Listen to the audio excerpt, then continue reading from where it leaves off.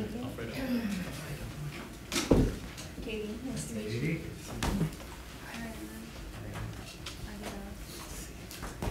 Angie Luna, nice to meet you.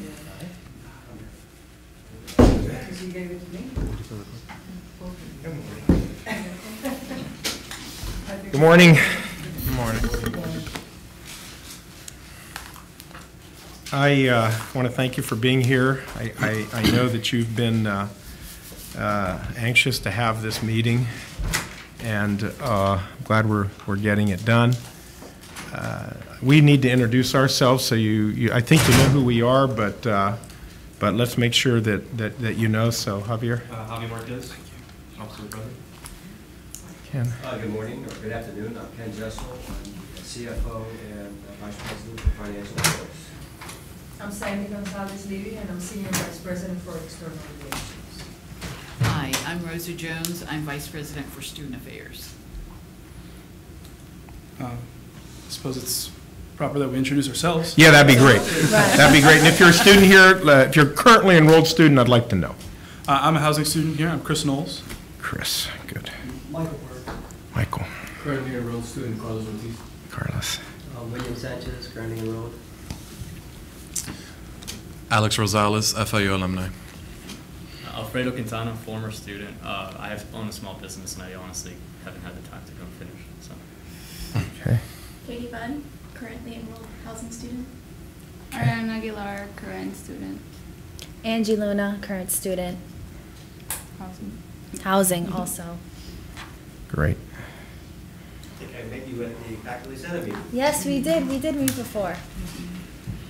Well, my intention is to have a conversation, but mostly to listen, to try to understand what's on your mind. I know that there's a lot on your mind. I respect that very much. We respect that. And there may be areas of disagreement, but I would be willing to bet there are a lot of areas of agreement. I tend to emphasize the positive. And I don't know whether you have someone who's going to speak, but I'd like to hear from all of you. So whatever's on your mind, I think that'd be the most productive approach. And so, Chris, are you going to? Yeah, I'd like to start off. And first, I'd like to thank you for your openness and transparency, and thank you for seeing us. Thanks for having this meeting. All right. And I see a lot of recording equipment, and I'm wondering if the recordings will be open, if we could have access to those. You're going to have complete access. Everything Fantastic. Everything That's is. This is public. We're in the public here, so it's good to know. You got it. Will we have access to that before or after edit? No, it's not going to be edited. Okay, great. Nothing's going to be edited. Good to know. We are who we are. Well, again, I'd like to thank you for seeing us. And you're right, we do have a lot on our minds, and I'm sure that we do have much in agreement as well. But we agreed as a group of students that there were only 3 things that we wanted to talk about today. Okay. That we wanted to prioritize and focus this meeting on those issues. And that's making sure that we get more opportunities to talk to you and to talk to the administration directly as students. The right to free speech all over the campus. Just to propose that, to make it clear that we're interested in that. And the most important issue that we'd like to discuss today is the condemning of the arrests and the dropping of the charges against the 7 students that were arrested from the DM pit on the 12th. For more on why that's really important to us, I'd like to open it up to Angie. Hi, everyone. I would like to start off by saying that I'm a student in housing, so FIU is literally my home. Mm-hmm. This is, I feel, the place where I should feel safe when I come to it. And I was there that day that those 7 people were arrested. I was literally a few inches away from them. I didn't see every single second of it, but I got enough of it to feel fear in my own home. And that is something to me that I don't think should be acceptable. I think I don't think psychologically that's good for anyone to have to undergo, and to see 7 people arrested for something that they said, whether or not the administration agreed with it. I just can't I can't comprehend why we were treated that way. I am interested in becoming a political activist, and FIU has a reputation for that, for supporting political activism and for supporting getting involved in politics. So it confounds me as to why when we decided we wanted to be political activists, suddenly that was not allowed anymore, and suddenly I felt that those rights were infringed upon in my own home. And I don't know if there's anything that the administration can do to sort of help students who are in housing, like Chris and I, who want to feel that we can have that openness where if we have an opinion, we can come forth and we can meet with you or we can meet with other students and we can discuss issues such as fees, tuition, anything that we want to discuss. It shouldn't in the public domain. I don't understand. It confounds me as to why that is an issue. By contrast, I wasn't there on the 12th. I didn't know what was going on in the DM pit until I found out later from watching YouTube, Facebook links, social media. And so by the time it got to me, I didn't understand what was going on. I had very little information. The only thing I had was the video on YouTube of these students getting arrested and continuously asking, what am I being charged with? Why am I being arrested? With little to no response, the only response being, there are no charges at this time. When I got interested about that, because if they don't know why they're being arrested, how am I going to know why I'm being arrested for God knows what? When I pursued the issues further, there was no press release from the police. There was no press release from the department. I did get an email from yourself about how you feel about on-campus protests and speaking, but I didn't get any specific information about these students. So the only place I could get information was from themselves directly, and that's when they told me their testimony about they were arrested for seemingly no reason. A charge was drummed up the next morning or overnight, and it's all very scary to me, and I don't understand why this is happening, and it wasn't until then that I became concerned and active in Occupy. If I may, I don't know how aware of this you are, but the second that they began arresting us was the exact second we were moving. We were openly complying with what the police were asking me. That alone is what shocked me most about the arrest. I understand, okay, well, that's not the zone given. We were actively telling everyone, hey, guys, let's go move, and complying with everything the police said on site, on the ground. I think that was the most unfair part of the arrest, free speech zone or not. The fact that we were actively complying with what was asked, I think is an outrage, because we were moving. We were doing what they asked, and we weren't even being loud or going about it in any type of protest like manner. We were being very calm and collected for the most part. Yeah, in connection with that, as an FIU alum, I feel that I wouldn't be the person I am today if it wasn't for the great teachers that that FIU does have, and the fact that my political consciousness has been shaped precisely because I see what I see, and what I'm sure many here gathered see, is that FIU is promoting this idea of internationalism and the idea that as world citizens we should be engaging, we should be active, and we should be beyond all else agents of social change. And with that being said, we must also never forget that universities in American history have been the epicenters for that social change. And during the anti-war movement, during the civil rights movement, right now we're in light of the recession that we're still in light of the crisis caused by this economic system, we're seeing this an offshoot of the Occupy movement in universities. And in connection along with that, I feel that the trend, at least in regards to free speech issues, is being illuminated even more. Indiana State University, the University of Portland, the University of Washington State, University of North Texas have all eliminated this idea that free speech should be relegated to certain zones, and zones that are very questionable and suspicious in nature in terms of being covered and muffled, voices. I believe I'm not alone when as people here are gathered, that we feel that making this university an entirely free speech area would be the most conducive towards actual democracy and towards a progressivism that we can all we can all feel that will be a benefactor for the future. And you know, it's just there's these trends that are coming up, and this issue of over-permitization and the fact that we have to go through some arduous process in order to get, you know, issues that we feel need to be addressed and even better rectified, you know, that are being met with fear and intimidation and what is perceived to be repression in some circles. And you know, it's just a matter of, and I speak very, you know, disappointed. I can't hide that, you know, disappointment as a human being, but it's just a matter of recognizing that we are citizens of the United States, and as citizens of the United States, the First Amendment should be the only permit for our exercise of expression. With that being said, there are reasonable legal limitations in terms of, you know, if we, you know, if someone wants to impede a sidewalk or a parking lot, or that's already, you know, obviously going towards a legal violation in general. That has never been proposed as a group. And that will never be proposed as a group. To go to a parking lot or to a traffic jam, you know, that will never be proposed. However, we feel that protesting and demonstrating or having events, you know, in front of, you know, the PC building or the GC building or, you know, any other building, although they're not free speech zones, you know, we feel that we should be allowed, you know, to do that because we are all equal. We're all equal peoples.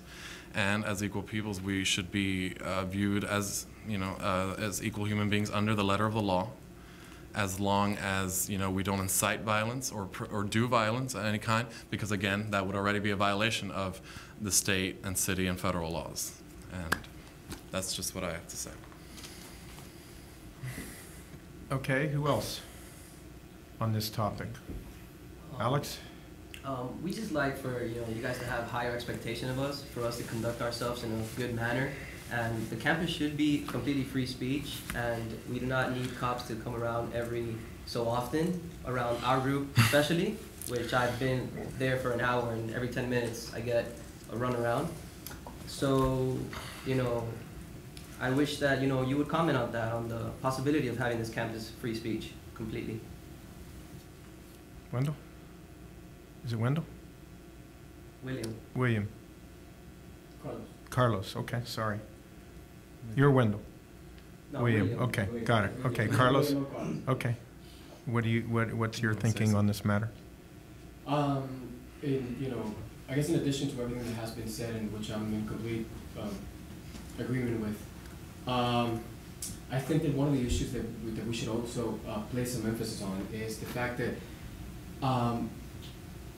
one of the expectations that students have is that their institution, not only represented by, you know, some abstract form of either reputation or name, but by the very members that conform it and are the ones who direct the substance in the day in, day out of such an institution, will serve as role models in every single aspect and area of the very formation that they are receiving from this institution. As such, I believe that faculty and administration members should be the ones engaged in direct interaction and dialogue with the students, and not have to have proxies, and such threatening and intimidating proxies such as the police, in order for us to have, you know, to come to an understanding and agreement for whatever the case may be, whoever's in the wrong, whoever's in the right, and all the shades of gray in between. I believe there is a lot there, and there was a lot of there, at least from our part that day, a lot of initiative and a lot of disposition for dialogue, which we, you know, were not given the chance to have. And I believe that that's very important to address, and that we are given the opportunity in the future to be able to, you know, go through this process of dialogue and reach agreements in which we can all benefit, because after all, there is a reason why we're all here. We're all students, or we all have been students. We're students, you know, other places here in this university. And it's part of our learning process. We are not here to jeopardize our very own learning process. That would be completely, you know, going against our interest. That's what I have to say. Okay, thank you. Michael? Yeah, I'm going to go ahead and preface. I'm sorry, my voice is kind of, well, under the weather.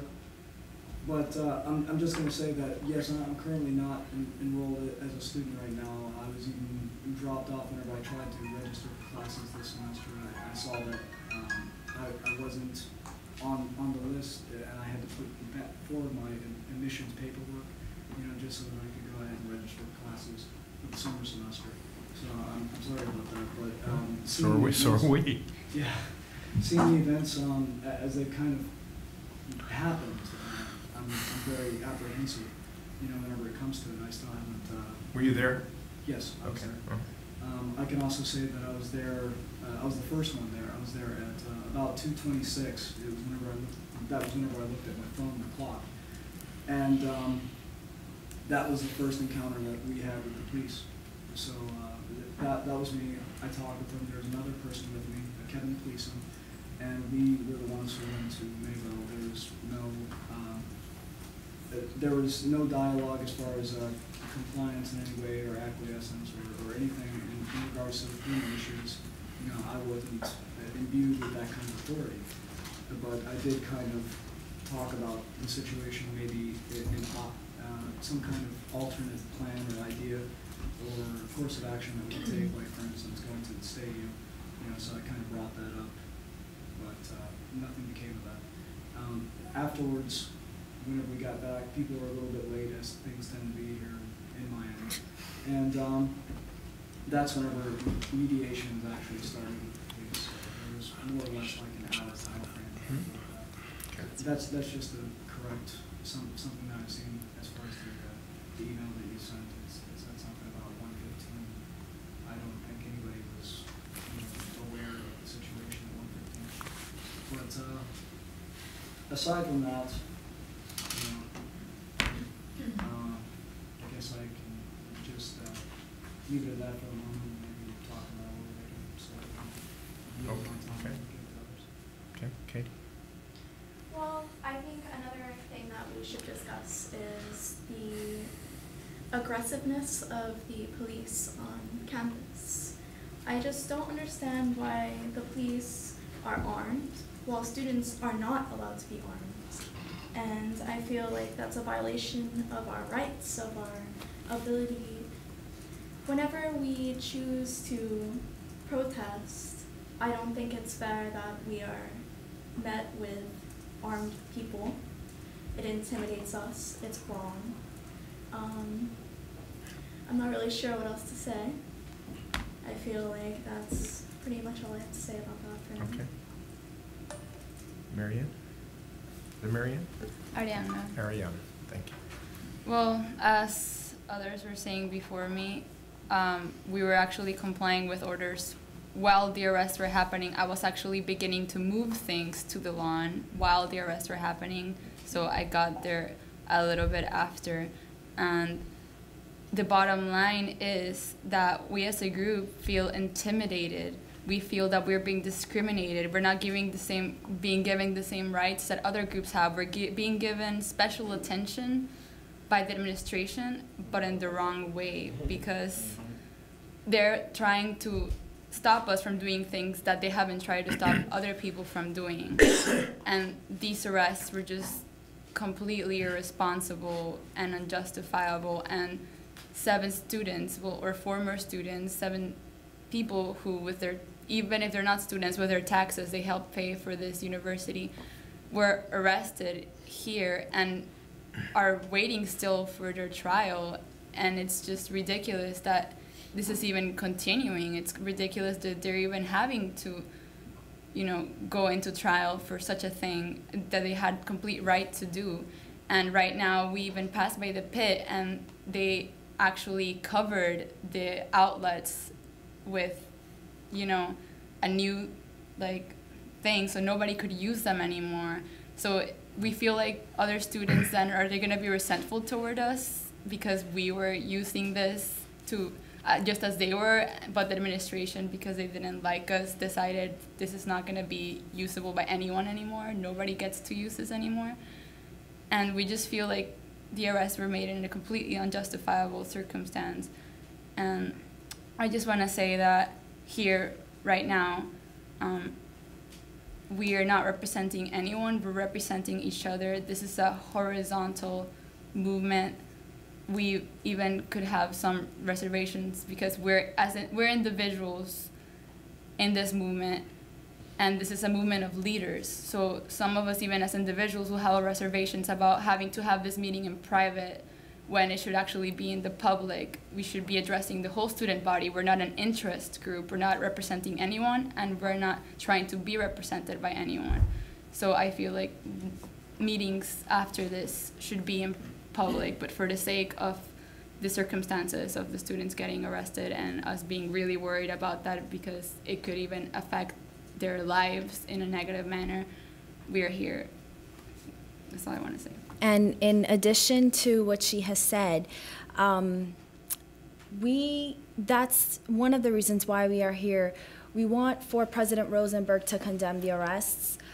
Because of this dialogue, we feel that if we can actually come to an understanding of what happened on both sides, not just this side, and they never actually meet, what if we actually met and were able to sort of come up with a civil way to deal with these arrests and to not talk about each other on the beacon or to talk about each other to different faculty. Let's just address it with each other as civilized adults that we all are, educated civil adults, and all of us, the FIU, Occupy FIU, we want for you to condemn these arrests. We see them as unjust, and we would like in this dialogue for you to explain the context in which you believe the arrest occurred and whether or not you are willing to drop the charges, and if so, why or why not.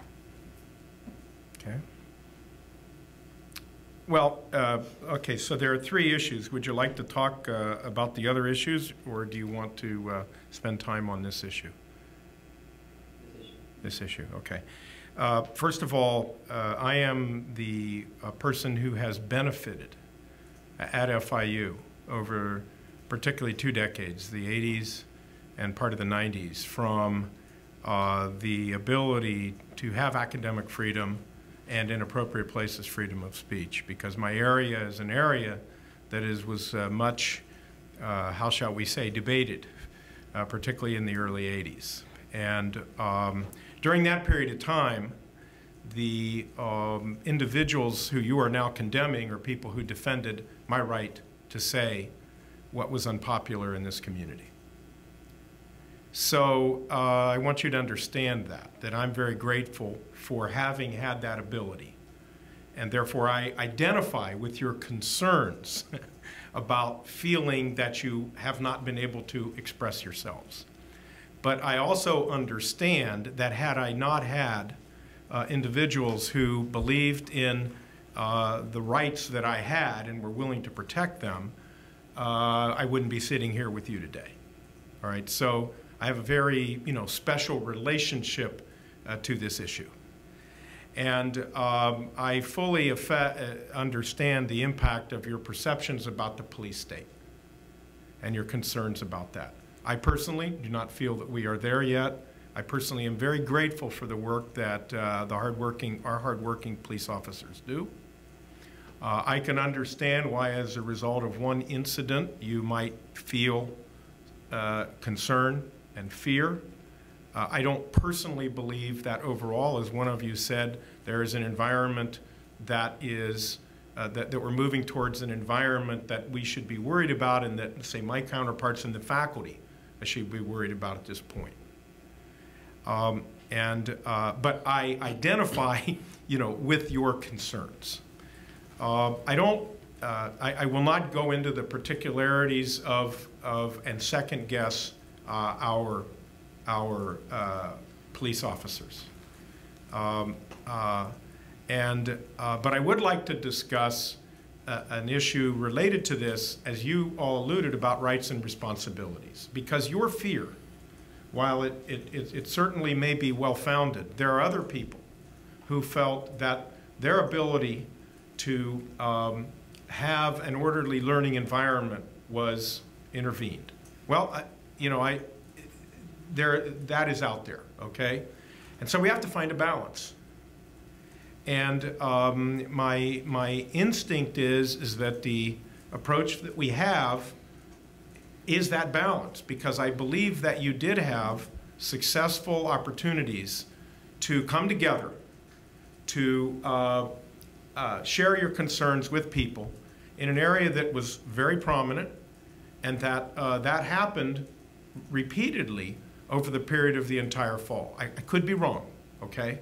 But I think it did occur, and I'm very proud of that.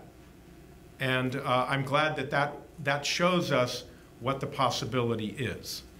I will look at the free speech thing that you're talking about in terms of, if you will, the right to have freedom of speech at any place, in terms of, I assume, not necessarily you as individual speaking, but an assembly coming together. I will look at that, and you know, I'm open to reviewing that. I think we have it about right, but I'm not, you know, I hear what you're saying, and I think that that's reasonable as one of the consequences of, you know, this experience that you've had. For both of you on either end who are fearful, I'm not happy about that. We're concerned about our students' fears. That's why we've increased the lighting. That's why, truthfully, we've increased the police presence. That's why our police are the best trained police that we can have. Because there are many students who worry when they come onto campus about other things that could occur that would be fundamentally disruptive. So freedom of assembly is one issue. There are other kinds of issues that, you know, most college campuses are grappling with today, regrettably, as a consequence of recent events. And truthfully, my job is to be prepared for every one of those and to make sure that my staff is prepared for every one of those. And so I'm open to reviewing what you're asking about as it relates to, you know, the assembly issue, as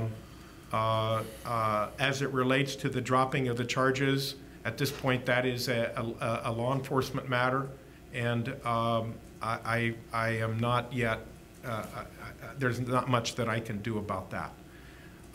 However, I want you to know the reason I did put the document out was so that you would understand, and others who matter to us, what our thought process was, how we viewed the situation, and the restraint that we believed we had utilized. And so sometimes things don't work out the way you want them. And it's not clear to me whether you intended to have a free speech assembly or whether you intended to have a concert, or what exactly the intent was, because I'm hearing different things, you know, from you, and I was seeing different things. But the end result is that boundaries were crossed, and we responded in a way that we felt was in the interests of the university. Now, something good can come out of that, but it may not be entirely everything that you want that to be. I regret that, because we want to please each and every one of you as either citizens who are not enrolled or those who are, but at times that may not be possible, and this may be one of those times. Have you seen yourself the video of the arrest, the main one of, it's about 4 minutes and 50 seconds long? Have all of you seen it? I'd hope so if you're sitting at this table. If I can personally ask you, Mr. Rosenberg, what was your initial opinion? I know you weren't there, and I know you don't understand the complexities of the occasion, but however, the police, as best trained as they might be, were not well trained in handling any type of demonstration or group of people. Any police officer who has training knows that they need to give an order of dispersal before any arrest can happen prior to any type of breaking up a group. There has to be a dispersal order, and it has to be through loudspeaker or loudly announced. It was never shouted out by an officer. We never received a dispersal order, and arrest began in a blink of an eye. The second that my friend, my close personal friend, said, if you have a problem with what's happening today here, write to the administration, it was almost like a light switch went off and arrests just started going left and right. Derek, one of the arrests who's not even here, was arrested just for standing there. He hadn't said anything. He was literally just there. I mean, I understand maybe my arrest, I was videotaping the arrests that were going on, and I got arrested because I got too close or whatever. I have no problem with that. fine. But disrupting the school function was the charge that they had to look through the book in front of us. After we were taken to the jail cells here, they literally had to look through the book to find a charge for the 7 of us. The police reports are all more or less exactly the same. All of them say that there was a megaphone in it. There was 1 megaphone. How can 7 people have 1 megaphone?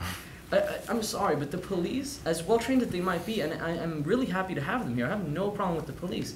But they really fumbled this arrest. They fumbled the entire thing on its face. Because there was no reason for our arrest, and we were complying. So I'm sorry, but I will not sit here, and I have your mail right here that says that we were given 15 minutes to disperse the works. None of that ever occurred. None of that. We never received a real warning. Not once. They kept okay moving. And then when we were complying, they began arresting. That is completely uncalled for, and frankly, it's illegal. It's illegal. They arrested us illegally. As a U.S. citizen practicing my First Amendment rights, I was arrested illegally on FIU grounds, a public university, for doing nothing than complying with the police. That is an issue. You can't just simply wave that away and say, oh, but it's a police issue now. No, it's a campus outrage, and I don't understand how you can so calmly sit over there and say, oh, well, you know, you guys got arrested because you got your rights denied and stomped on. Too bad, tough niggas. You know, this doesn't make any sense to me as a human being. As a human being, forget student, forget citizen, that I can get arrested for absolutely nothing than voicing my opinion calmly and in a non-disruptive manner. That's outrageous to me. Completely outrageous, and I won't stand for it. I'm not gonna sit here and try to compromise on what was an illegal arrest. Completely illegal and fumbled. If you see the video from beginning to end. Many videos. And there's multiple videos, and then I can account for you second by second what happened prior, and I promise to you I would never lie or be biased, or at least try to remove any type of bias that I have over this. Frankly, I think the police did okay when the arrest happened. That was fine, but they never gave us proper warning, and that it was not correctly done. You can go talk to any Miami-Dade officer or City of Miami-Dade police or policeman anywhere, and they will say a dispersal order is necessary prior to arrest in a public area. We never received a dispersal order, and it was never given out loud, especially. I mean, literally, some of the people who were arrested barely had anything to do with us. I mean, really. So it's outrageous to me. If they were talking about free speech, freedom of speech, and trying to be a politically active thing, talking about social media. The future of this campus and the future of business around the world is going to be social media, internet, all these things. And frankly, that's the path that this university and all these things go to. And the publications of 7 illegal arrests just looks terrible on the university. I don't want FIU to look bad. Frankly, I like this school. When I came here, I really enjoyed it, but sadly, because of family business, I had to stop. I was up to my head in debt and had to work and the works. But regardless, I don't want FIU to look bad. I'm not an enemy of FIU at all. I'm saying this school could go in much better directions than where it's currently going. And it's not just about 7 arrests. It's about tuitions. It's about faculty getting better paid, all right? Because that's a necessity. Classes are too full. This school is growing, and it's in Miami. It's going to continue to grow and prosper regardless. However, it needs to be more correctly and efficiently run, and you cannot have people squashing freedoms of speech and student rights or any type of rights. I'm sorry, can't have that. And again, so with respect to the president, I would ask, I realize that you may not be able to drop the charges, but with the powers you do have, with the ability to address the students, can you tell me that it's right for a student to be arrested for whatever, we can't second guess your officers, as you said. And so without second guessing them, was it right to arrest them, those students? Well, I'm not going to, I'm not going to second guess them. I would ask you, was it right to proceed in the manner in which you proceeded? I think I can toss it right back and ask you, by dint of hindsight, would you have done anything differently? Why did we have 18 or 17 successful demonstrations and then this was not? And now we're having a conversation about this. I'm not compromising. This is now a legal matter, and I'm an officer of the law. And so this will be sorted out where it needs to be sorted out. It's not a compromise, but it is a conversation about rights, responsibilities. You're suggesting that we haven't adequately paid attention to your rights, and I have indicated to you that I'm listening. And I'm going to look at dimensions of that. And I'm suggesting that there are responsibilities that come with rights, and regrettably, for some reason, they were momentarily or during a period of time forgotten. And that's something that I'll hold you all accountable for. As is clear, the consensus among occupiers, and not just occupiers, other students that I've spoken with, faculty, staff, professors, people all over the campus, including police officers, agree that there is a content discrimination. There is this idea of, oh, that's an Occupy FIU event, we should send cops. Oh, this is a protest, there should be a formal response. And to some degree that makes sense. It makes sense that there would be an appropriate response to every action, its own reaction. And I would urge the president, the administration, student affairs, every FIU from bottom to top and top to bottom, that response be measured and it be absolutely appropriate and not always a police response, because I know for a fact that the response to amplified music or whatever was going on in the DM pit, because as I said, I wasn't there, but I know for a fact that I've been to the DM pit and I've gone out there and I've practiced guitar. I've plugged in my amp. I've jammed out with other students. And FIU is a great campus for that. I would applaud the administration for leaving the campus open to that, for student assembly, for shenanigans and silliness, and enjoying college to the fullest. And I've experienced that on campus, and it's great. I am concerned that when the amp is plugged in to say that tuition hikes are wrong, instead of, the opening verse to a song, why is the response so changed so quickly from no response to directly a police response? But I think you're drawing connections that just don't exist. We've had a 4-year discussion about tuition hikes. We've had a 4-year discussion about fees. When I was provost, starting in 1998, we had a very sustained discussion on tuition. It's a discussion that has taken place with student government, with the faculty senate, with the board of trustees, with the board of governors, with the state legislature, with the governor, with the press, with the business community.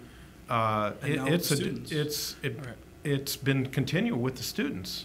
I was going to say. And so I guess I'm not willing. You see, I'm not willing to connect the dot that you're going to connect.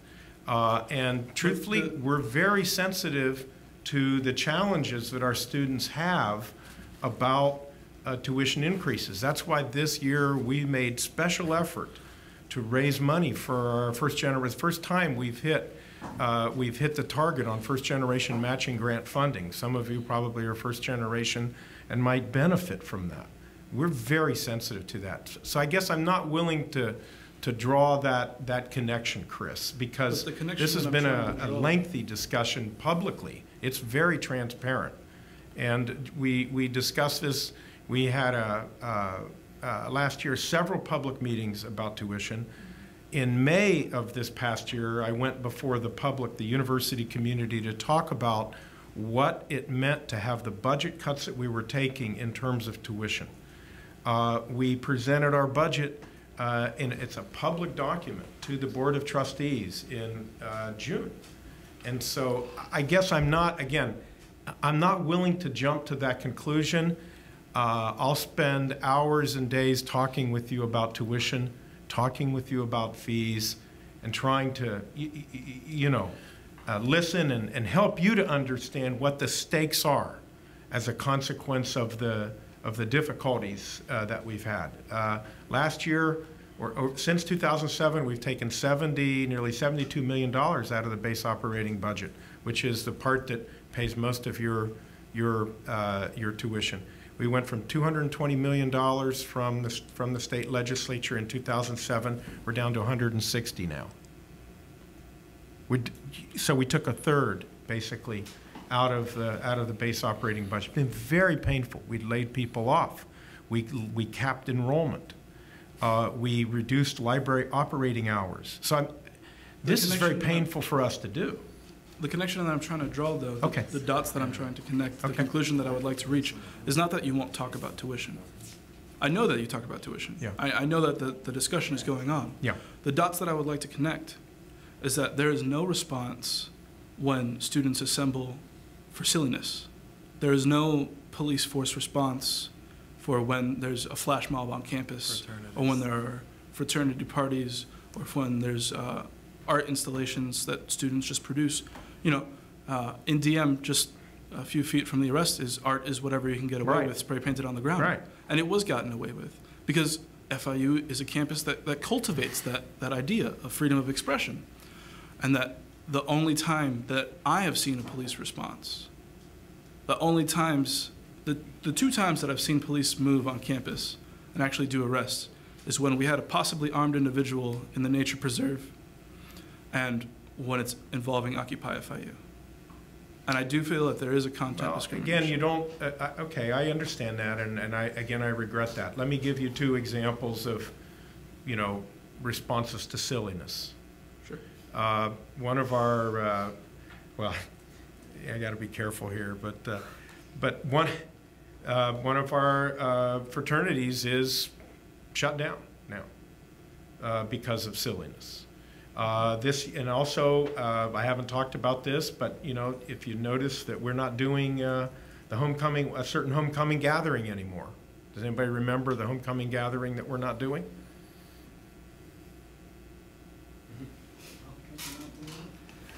Well, it involved thousands of kids, thousands of students, and that's the I think it was called Ultra. The exercise that was formerly known as Ultra. Is that right, Dr. Jones? That's correct. We're not doing that anymore because of... It took place between the blue and gold garages. Yeah, we're not doing that. So I guess, again, my earlier point is I don't see a trend line that would suggest that, that I would be willing to agree with you at this point, all right? That's my point. And you know, clearly we want our students to have fun. I mean, that's part of the college experience. Clearly, we want you to have learning experiences that are both structured in and out of the classroom. Clearly, we want you to benefit from the full freedoms that you have. I mean, that's what the experience is about.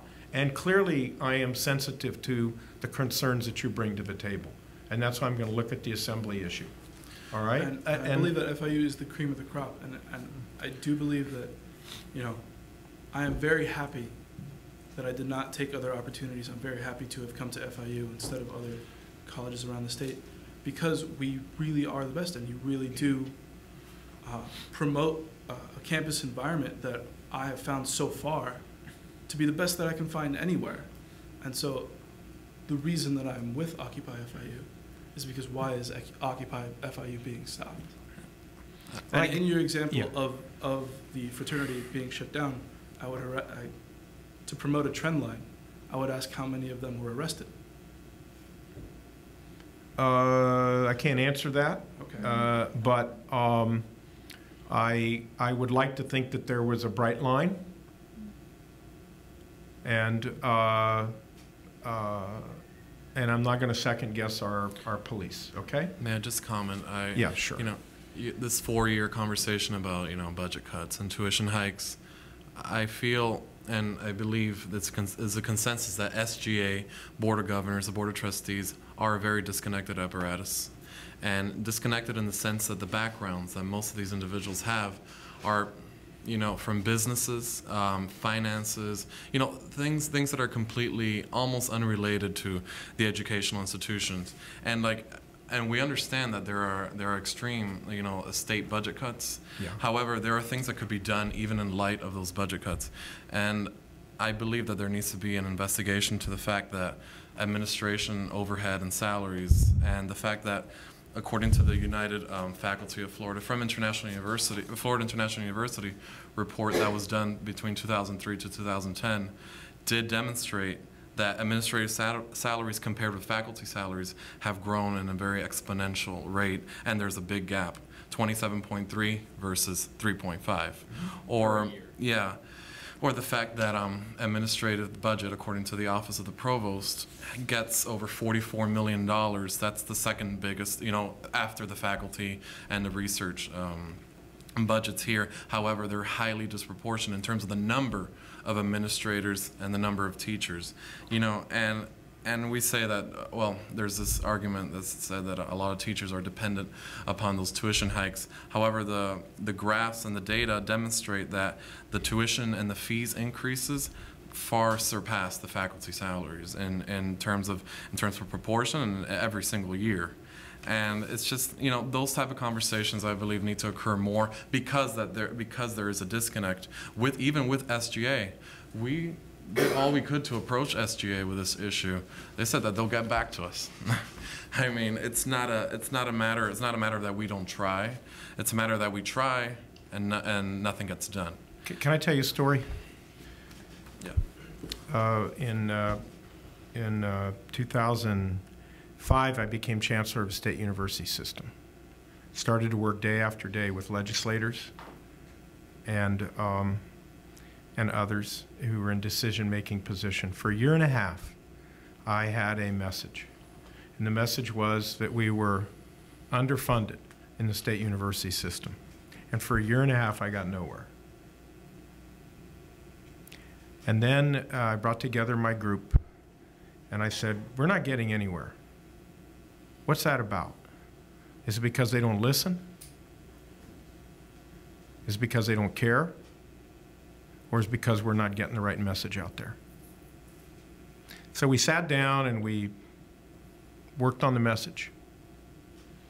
And we changed the message. And the message was, instead of talking about low funding, you know, we started talking about student-faculty ratios. And people started to listen. So we have a really good board of trustees. We have people who are perhaps like you, who were like you. They were students here, a number of them. These are hardworking people. They're volunteers. They've been successful. I'm glad that they have. Most people don't have time to give all that they've given. So I'm glad that they're there, and I'd be a little worried about questioning, you know, their integrity, because they're trying to make this a better place for all of us. That's part one. Part two, the issue of salaries. It's true that that there is a differential in salaries, but it's equally true that there's a marketplace, and I think that you would like to believe that we're going to hire the very best faculty that we can get, and we're going to pay them what they deserve in accordance with the market. And I'd like for you to believe that we're going to hire the best administrators we can get, and we're going to pay them accordingly. That's the same fairness, truthfully, that you're all asking that we offer to you. Where has that money gone, that tuition money? We've added 10,000 students in that same period of time that the $72 million was cut out of the base. Some of you may have, in fact, been admitted because we made the choice to err on the side of access, to ensure that students who wanted an education could get in. And at the same time, we've hired 50 additional counselors and advisors, administrators, who are counted in that mix. We've hired 8 or 10 new police. I hear from a lot of parents who don't think that the police protection here is adequate, including from a parent who was angry a couple of years ago because her daughter's car was stolen and we didn't have cameras on the exits, which I thought in the old days, you know, kind of smacked of Orwell and you know, Big Brother. But she was angry because we didn't know who, you know, we couldn't document how the car left the campus. My point is that there's a lot of conflicting interests, and this is a very, very complex, everyday operation. Consider your message. Maybe it's important that you think about modifying it. I can tell you that I've met with hundreds of people this semester, hundreds of people. I meet with the professional staff in groups of 18. I meet with faculty who were hired after 2006 in groups of 5. I've been to major business community issues. Nobody has raised Occupy with me, I promise you, and your concerns. Not to say that you don't count, but my point is, I would have some introspection about your message if you want to be effective. And I'm willing to have that conversation with you and help you in that. Because if you're going to do it, we ought to find a way to be effective. And I think in some respects, this conversation is about frustration, shared frustration over, futility. And that we should be about, to go back to your point, we should be about how we come together to maximize the time, not to be frustrated. If I may address, thank you. If I may address something that you said about the integrity of people. Yes. And I believe when I speak on behalf of all of us when I say we are not questioning your integrity or the integrity of the Board of Governors or the integrity of the police. We actually do believe that they are fulfilling their duties. Even that day, I do believe that they were trying their very best to just do their job and go back home to their families, just as you all are doing.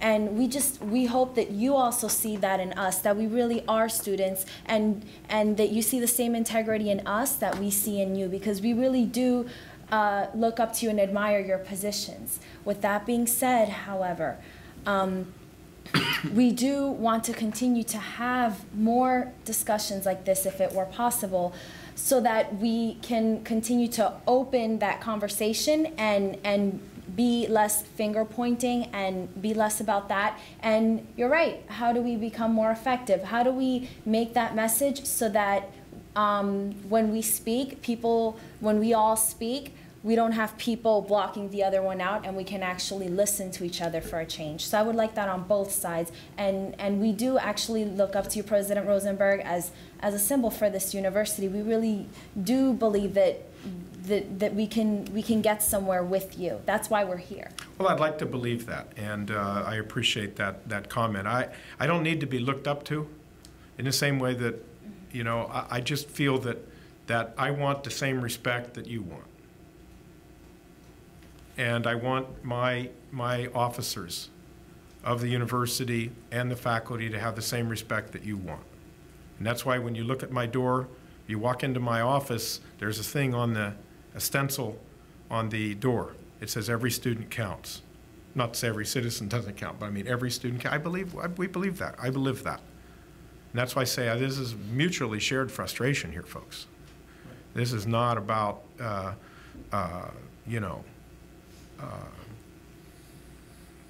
the success. It's about the shared frustration. And how do we make it into something that... Well, I think that, I'm willing to have another conversation or two. I think you've done the right thing. I commend you for saying you want to prioritize.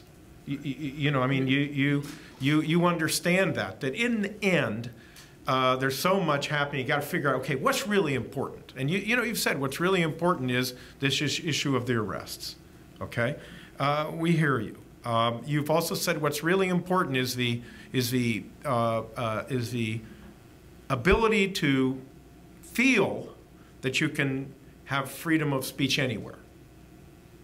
And you've said what's also is important is you want to be able to talk about anything and not think, particularly if you go into the issue of tuition and fees, that the sky is going to fall.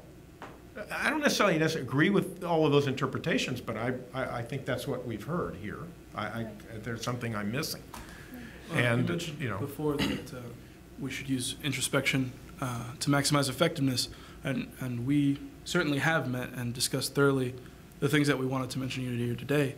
And we chose to suspend our grievances, talking about parking, talking about golf carts on campus, talking about tuition and fees, which we're all familiar with, talking about disarming cops. We chose to keep off the table the 18 issues and the 18 letters that we came up with. Yeah. Because the most important one, and the only one really that we want to discuss today, is to protect the lives of those 7 students so that they don't have anything on their permanent record, so that they can come back freely to the campus, so that they don't have to live with these arrests, and so that they don't have to experience any more hardship other than spending overnight in an on-campus holding cell. And MDC, we were moved to the Dade County Jail, so not just Wow. Yeah, no, the jail cells here, they're pretty, by the way. Yeah. They're very nice and clean and unused. But the Dade County Jail is not so friendly. We stuck nice, out. Yeah. And I think it was ridiculous that for practicing free speech, I got arrested and sent to Island Dangerous Jail. Could have been hurt. I mean, luckily we were all placed together, and everyone was actually rather nice for the time. But that's just once we were lucky, right? We still Well, you know, you're entitled to your views, and we hear you. And all I can say is I wish that you all would have thought through the consequences. Any action, I did. I you never know, expected to think get arrested. I through the expected this first consequences order, I as a would've been group like, okay, before, well, I guess I'm you know, and so I regret that. You know, I do regret that. We don't want our students in jail. Which in turn leads to the fear that Angie and Katie and myself have of now every time I want to do something on campus, do I have to think of the consequences? Do I have to think of the consequences of practicing guitar in the DM pit? Do I have to think of the consequences of, you know, singing loudly with my friends on the GC lawn? When should going to prison be a consequence for an on-campus activity? You know, like I had said, yeah. you guys need to have higher expectation of us to conduct ourselves in a formal manner. And last semester, we had an event in that same place. We had amplification. We had the cops watching us. And it was very successful. Students were involved. They learned about things they didn't know about the Occupy movement. And teachers participated. Teachers participated. A lot of teachers care about us and want to help us with their writings and giving information to us, statistics. Better educating students. Yeah, so we've used that area before. That day that the arrest did happen, my friend that got arrested, Derek, right before, he was walking around the entire DM, door by door, talking to people, giving them my number and his number. If they had any noise complaint, they would call us directly. So to say that 1,000 students were at harm by noise, or, you know, that's like, you know, guilty before doing anything. We never even got started. So I just wish, you know, this campus could be free speech campus, you know, and just have higher expectation of us, you know. We don't need to be babied and have cops around us all the time, you know. We know how to conduct ourselves. Because ultimately the goal is to cooperate, is to work with our administration with direct communication and be able to voice to you as students, these are our concerns. And so hopefully we don't need permits to be able to do that. Hopefully we don't need to consider the consequence of prison in order to voice our concerns. You know, each time, and we've conferred with other students who are not even actively involved in Occupy FIU. Wow, I've never seen the amount of police officers around you guys ever. You know, it's a matter of ever since we started back in November, you know, that we've had right there 6, 7 officers immediately, and you know, on the north side of the GC lawn, and that a lot of students were very astonished. You know, they're like, wow, you know, I'm surprised for you. Like, what are you guys are doing here? On that, I was actually at John Ben's today, and I was recognized by a student who basically said she cried and was scared when she saw the video. And I was like, well, you know, that kind of humbled me and took me back. I was like, it wasn't that serious. But, you know, tried making her feel better. But she said, I'm sorry, I can't join you guys. I'm scared of being arrested. I'm not going to go to your events. And she added me on Facebook now, so there you go. But point is, there's a fear. There's a fear of this, where it's like, oh well, we can't go there because you might get arrested. How are we supposed to grow as a group? How are we supposed to educate? My goal in this entire movement on Earth is to end suffering and to end ignorance. That's the only 2 things I'm here for, all right? And my entire life is for that.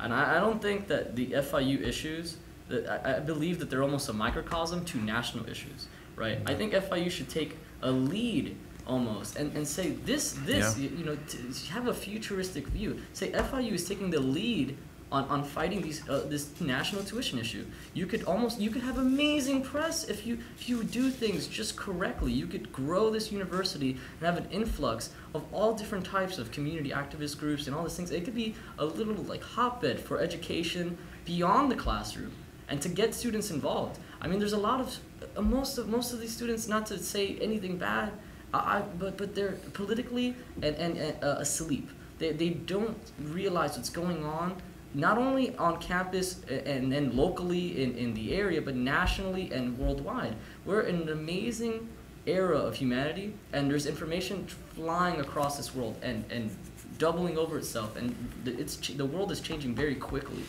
and it needs to be properly led by those in power, by administration, by anyone, by the students. Anyone is a leader or can be a leader. Anyone has a voice as long as you're smart and well presented, right? So it's very important that we take charge in this. This campus can completely change. If it takes a stance, it even affects national issues. I mean, we have Gingrich coming yesterday. We had Marco Rubio, I believe, who was here. We have plenty of people come through this campus. It is an international campus. That's what I mean. Its voice needs to be heard worldwide, and it can be. And it could be a leader in what the nation should be doing about tuition hikes. And it's a real problem. There's a high raising unemployment every day, right? And a lot of so you have student rising debt, right? You have the biggest debt bubble in the United States is student loans, right? That's the only one. And then you have a failing job market. Where is the future of local Miami and the United States as a whole gonna be if we do not take a stand on these issues now as a whole, as a community, as a human race? Because frankly, there's gonna be a lot of jobless and indentured to debt students who have bachelors or majors or whatever, but can't get jobs because the job market's failing, and they're in debt. They're drowning in it. It's a terrible combination. Not just it's good for the campus and for money and for making short-term profits, but what about long-term goals? What about long-term goals in society, for America, for the campus? What about 10 years from now? You know, and I know you come from a proponent of a free market system. However, there is a plan here. There's a rationale behind that. The fact that, you know, more money is being taken from students, and that, you know, the whole hiring, the whole admitting 10,000 students. However, at the very same time, these tuition increases and these fees, which are quite frankly also very questionable, in that, you know, more money is being taken from them and on the backs of students. From, you know, the fact that FIU, in contrast to a university like FSU, whose median income is $100,000 versus Miami-Dade, which is almost $47,000 to $48,000. Now that's middle class. That's strongly middle class, and relatively less money is being allocated to faculty in comparison to administration, and relatively more money is being devoted to administration overhead. And, you know, like, these issues, like, we feel does not promote an honest university. However, you know, again, we like most of us here are the type of people we are because we, you know, the education that we received inspired us to be, okay, you know what, there are problems within the system, and we feel that we need to organize and collectively address, and hopefully, you know, to rectify them. And that can only be done with, as Alfredo said, a politically aware and more conscious citizenry. And that can be done by, you know, by the university taking, at least in Florida, an unprecedented step in eliminating this relegation of, you know, of free speech zones and this over-permitization issues, as long as within the confines of existing city, state, and national law, federal laws. And at the like, all of us are willing to accept that. And you know, we have to look at these reports, and we have to sit, because you did mention specifics about what the university is doing about in light of the budget cuts. However, teachers themselves have come out and said, you know, this is what we can do without putting the burden on the backs of students from working class backgrounds. For example, team-based learning, cohorts, more research monies. You know, all these are proposals which, as we understand it, are not being seriously considered. You know, and it is we feel it is our job to at least bring that into the light. And the fact that we do have a lot of faculty support does demonstrate that those concerns are at least being muffled by the disconnect that I was talking about by the Board of Governors, and precisely mostly the Board of Governors, since they are in charge of adding the extra tuition increase amount that the state legislature mandates. I believe it's 7 or 8%. But either way, you know, we're trying to reach the national average. However, Miami, or particularly South Florida, is below the national average in terms of, you know, being affluent versus other places. You know, Miami's #2, according to the New Times article, in the place the hardest to find a job. While we are a rich city, we have one of the largest wealth gaps. You know, it's all of these compounding factors that need to be considered. You know, and considered by the FIU. I really do think it's time to have a serious discussion on the issue of class here. And I know it might seem, you know, like a very far-fetched idea to consider that, but I believe it is time to have a very honest conversation about class backgrounds, especially in South Florida. You know. Just let me say one thing on the about our students. I think we have the best students in the world. Our students come out of a lot of difficulty, as you pointed out. Not everybody has to be politically active. That wouldn't be a litmus test for me. It's not a litmus test for our faculty. It's not a litmus test for our institution. There are a lot of students who every day when they get up, they're worried about consequences. They have to help their parents, their grandparents, their aunts, their uncles, their brothers, their sisters. They got to work 2 jobs that are part-time, and then they got to fight 836 or 826 to get out here. So I'm not going to, our students are great. And if anything, the reason we've built this place is so that we can help those great students, regardless of whether they have a political instinct or they're just good family people, we're going to help them. And we've done an awful lot in a very short period of time. 1. 2, get your facts. On the issue of team-based learning, we're one of the country's leaders in that. Through our PLT, peer-led teaching, through our learning assistants, through our Cubic program, we've been nationally recognized for that. Now, we can do more, okay? But we're one of the countries, we have 300 students who are willing to get in the classroom and teach other students, share their gifts with chemistry, with math, with physics, and with engineering in classes throughout this university. So I'd say get your facts, and then we'll have a conversation. And so we're here because we believe in our students, whether they're political or not. And I'm not so quick to condemn them for having to hold 2 or 3 jobs, wanting an education, being family-oriented, and helping their communities. I just can't do that. So I hear you. I hear you. It wasn't the idea to condemn those students, but rather to support them and alleviate their costs by lowering tuition, which is an issue that is very important to us. And what I would like to do in our next conversation is I would like for you to come back with an examination of what the implications would be of lowering tuition. Okay? Truthfully, let's have a serious conversation about this. Let's have that serious conversation. Let's have a serious conversation about lowering the fees. And we'll have that conversation. And let me tell you where I think it'll go.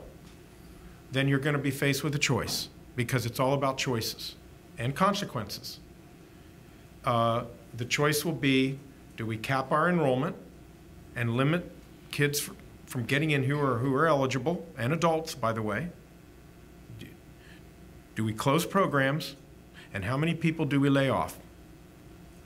All right, because in the end, what drives the university is not just the goodwill and the desire, the intense desire to have a great place to learn, but we got to keep the lights on.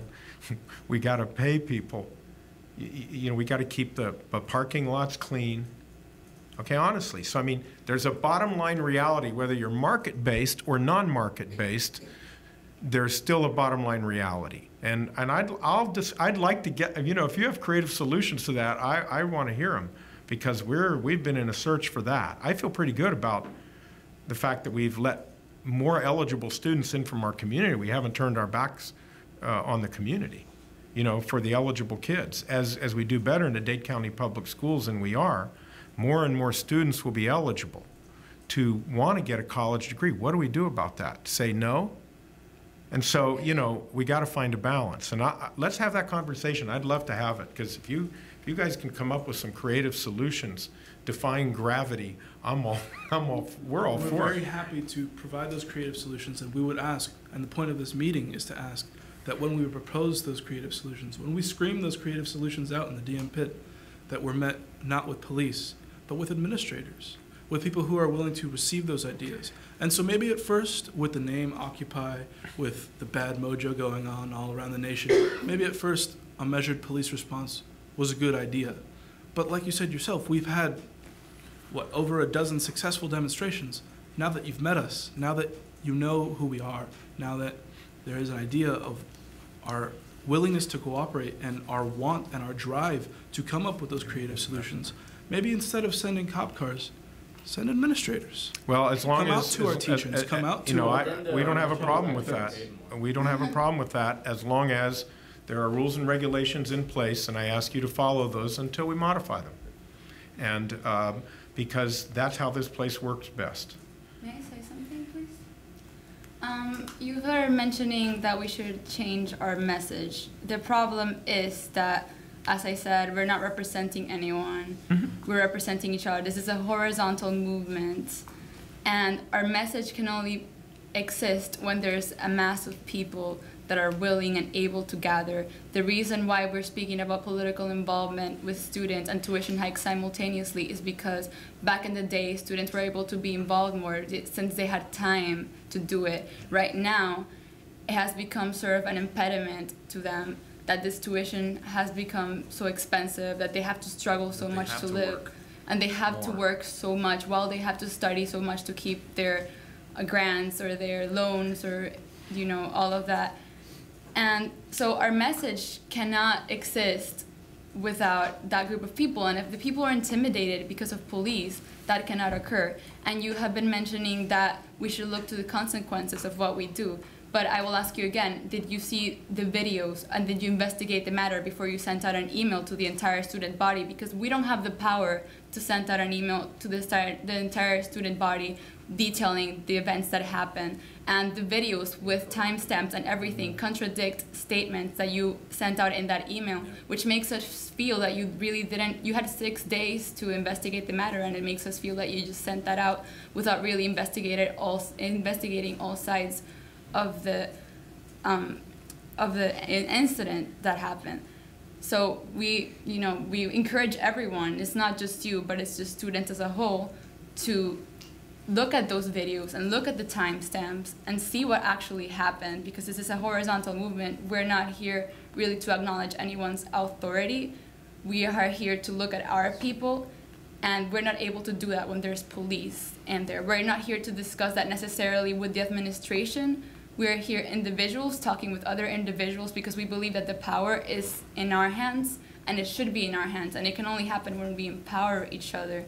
So I feel that the condemnation of the arrest is the main issue in here, because that is what affects our message ultimately and affects the ability of the students to be able to participate without fear and to be able to participate in a way that empowers them and that makes them feel like they do have the power to do what they need to do to have a future, and that they do have the control over the world that they're building themselves. So. Okay, well, we respect your views. There's a curious contrast, an almost striking imbalance of the arrest on the 12th. It's a legal issue, it's out of your hands, it's not something that you can do about. But counter to that, it is apparently important enough to send an email out to the entire student body. And so, are these arrests something that's important to you? And if so, like Ariana was saying, why were there inaccuracies in your addressing of the issue? I can assure you that I do my homework. I can assure you that I did have many conversations. I can assure you that that I thought long and hard about that message. I can assure you that I'm not interested in portraying the university inaccurately or any of you. And I can assure you that there was time spent on that. If there's a difference of views, there's a difference of views. And that is part of, that's part of democracy as well. And I'll stand by what we wrote. We hear you loud and clear. We're not in the challenging positions we have because we don't listen, despite some stereotypes that some may have. So we hear you. It's not democracy if you have the power to send out an email to the whole student body and we don't, especially when there were clearly not just inaccuracies in opinions, or in views, but actual inaccuracies in facts that can be disproven with, you know, logic and just pure factual information, no bias. But isn't it interesting that you're talking about just talking to each other, and yet you're unhappy that I have the ability to talk in different ways? I mean, you should be comfortable with that, because your point is, as a horizontal movement, you're free to talk who you want to talk with. So I'm as an officer of the institution, I might prefer the horizontal world that that you are talking about, but that's not my role, and so I'm not going to apologize for doing my job in that sense. So, is that ultimately? I'm a political scientist. Does that mean there's a power inequity? You've chosen to define your reality the way you've chosen to define it, but yet you want to impose a different reality on me and on us. We'll have those conversations further on. I'd like to, continue that with you. Hopefully in public, because, it is supposed to be about everyone. We're not an interest group, as I said before. So hopefully next meetings will happen in an open space where everybody has access in between classes even to go. Oh, that's true. Well, I can assure you that wherever it happens, my message will not be different. We will listen, however, and we are hearing what you have to say, and we're willing to continue the conversation, of course. May I Of course. address 3 issues? Sure. The first one is the green fee. We were never against that, and somehow that got put in the pipe as though we were against the green fee. That, in effect, it actually helped to keep the lights on, perhaps cut down costs. Yeah. Used it effectively for renewable energy sources. Another thing is, in regards to the disparity between scholarships and things, and this is something that can be passed on further on down the pipe, which is something I plan to do myself, is that without this kind of funding from the government or other sources, the disparity between, the disparity that has to be paid by private student loans will continue to increase. Whenever that happens, the interest rate will then go to a point where in a bare job market, they won't be able to pay that, and then these FDI insured companies will have students defaulting on them. But that won't really matter too much for them, because the money will actually be taken out of the treasury, but the fines and the interest rate will increase and go onto the backs of the students. So it's worth noting and worth some research to look into and see what can be done to prevent defaults on loans by changing the disparity gap, while keeping the abuse of the FDIC and the money that's there from being taken and extracted whenever it could otherwise be going directly to the education and closing the gap in and of itself. Well, we've been out there aggressively arguing for expanded Pell Grants, and certainly not to see Pell Grants cut, and that was on the agenda. And I think we stopped it, and truthfully, I'm very happy about that. And at least that's a stopgap measure. If Pell Grants would have been cut, that would have been very, very, create a lot of additional difficulty for our students. Some of the challenge here is that essentially we're given the budget and we got to make the place work. And so when on the 19th, I was spending time in Tallahassee, trying to convince legislators that this is a good investment, that good things are happening here, that they should be willing to put more money into the system. If they can restore the money they've cut, we have a whole different conversation. No, there is a third thing that I'd like to bring up. If a little bit of testing could be done perhaps on the DM pit area, because from the way that it's designed, I would be led to believe that there is at least some kind of sound mitigation that would keep it from propagating to a point that would actually be beyond high level sound that you can just make by your throat, which is 55 to 65 decibels, which is within normal tolerances. Yeah. So a place that is designed to keep it within that threshold, I think, should be open to people to go ahead and play. Well, there has been, I want you all to know that last year, students put together a redesign of the pit area, and that's on record. I don't know how it'll deal with charrette. I don't know how it'll deal with the decibel issue, but I wouldn't want you to misinterpret if that project starts, and maybe we should show you what that is since you value that area. So you do not think that there's a relationship between the events of last week and the changes that are going to be there. But truthfully, for the span of around the 35 years that I've been here, that pit have not been used a lot. It's underutilized, and it's too bad because it's a beautiful social gathering area. So actually, the charrette was conducted with students, with our students. Were students the ones that designed actually, designed it, and it does have certain elements to it that would kind of, allow for some loud noises because it has some water elements to it, which will kind of calm the whole environment. So it's in the works, but again, it's a matter of dollars. It's a matter of dollars, so. Put our money somewhere else. Hire another teacher instead. Let's be real. well, we hear you. Did you want to say anything, Dr. Jones, before we adjourn? No, I want to thank the students for their passion and for the issues that you've raised. I think that I want to go on record as far as student affairs is concerned, and that student affairs, whether it be in housing in terms of residential life in the form of open forums to have discussion, whether it be in the context of the range of opportunities to have forums for discussion, that we are available, and we're here to hear your messages, your concerns, and to express them. I think that that's an important part of activism, is also understanding what are the multiple ways that we express our ideas. It's only not one way, but multiple ways that we have an opportunity to not only express our ideas, but also to become a part of the university in affecting the changes that you're recommending. And it's something that Student Affairs really prides itself on in the form of helping to cultivate, develop, nurture, and support the expressions of the ideas that you have. So I want to thank you for that.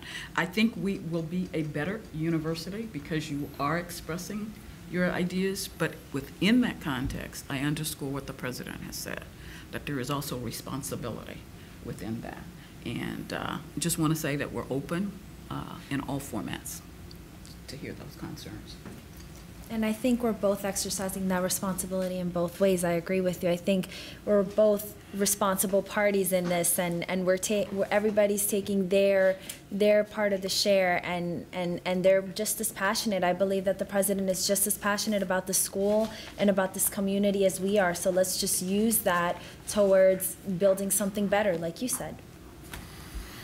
I just want to ask a question because I know that you all said that you represent each other, but if we need to contact anybody in order to be able to, set up the next meeting for any questions, any comments, who should we address all of you, or is there somebody that we can contact? I mean, we'll do whatever your pleasure is, but we need to know who would be the contact person. I was about to ask the same question. Ourselves, occupyfiu@gmail.com. And we have a Facebook group page where anybody can say whatever they like. We are often in the DC land. We will post the times at which we will be there, so you guys will be able to find us and go to us with whatever you guys want to say. If you guys want to participate in anything, like I said, we're all equals here. If anybody wants to participate in any way, they're welcome to. And I have no problem giving my number.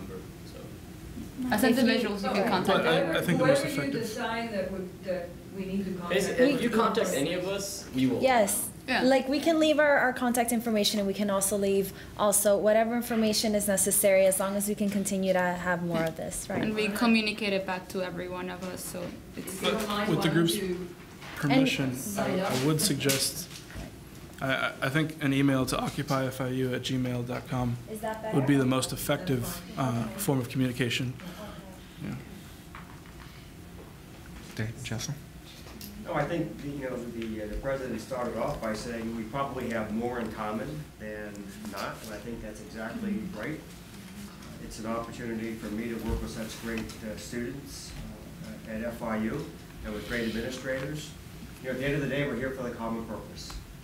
I think the president's comments about what we've been doing as an institution, dealing with very, very significant budget cuts, not just at FIU, but also this is a national phenomenon. But that $71 million was absorbed into our everyday processes, and we absorbed it by becoming more efficient and effective in the things that we do. So it wasn't a burden on students. Somebody talked about the green fee and energy efficiency. FIU is the leader of the pack in the state university system in terms of all of the improvements we've made to minimizing the cost of utility consumption at this institution. We've done a lot of retrofitting and new lighting programs to minimize the amount of consumption we have on utilities. So we've looked at those efficiency measures throughout the university. As the president said, we've modified programs, we've let positions go at the institution, and then when we've received tuition dollars, yes, there have been significant increases in tuition. Percentage-wise, it sounds terrible, but dollar-wise, it is still a very, very good value. But the important thing is, what have we done with those dollars? And many institutions throughout the country, and even in Florida, said we are not going to grow. We are not going to admit qualified students. But that was not the mission of FIU. Because you heard, we added about 10,000 students since the time of these cuts. So we could be an institution right now with 36,000 students as compared to the 46,000 students that we have. We believe that bringing those qualified students in terms of the long-term vision, several of you were saying, what does this mean long-term? Having a better educated population in Miami-Dade County, in South Florida, and in the nation is really going to get this country back to where it needs to be.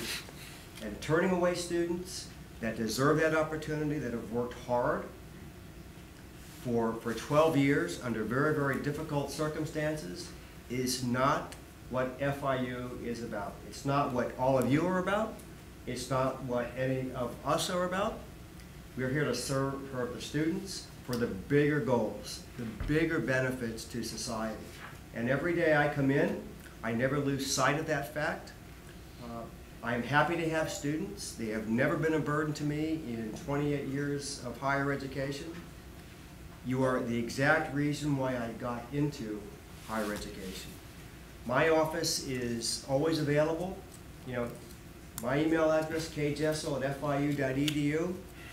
I meet with students and student groups all the time. I'm willing to meet with any of you, or as a group or individually, to talk about where our money goes. It's an open book as far as I'm concerned. There should be no surprises in terms of where the money is coming from and how we are using it at this institution. But I am very proud of the students here. I've only been here for 2.5 years, and I can't tell you the great friendships that I have made, the great students that I have worked with time and time again on a variety of projects.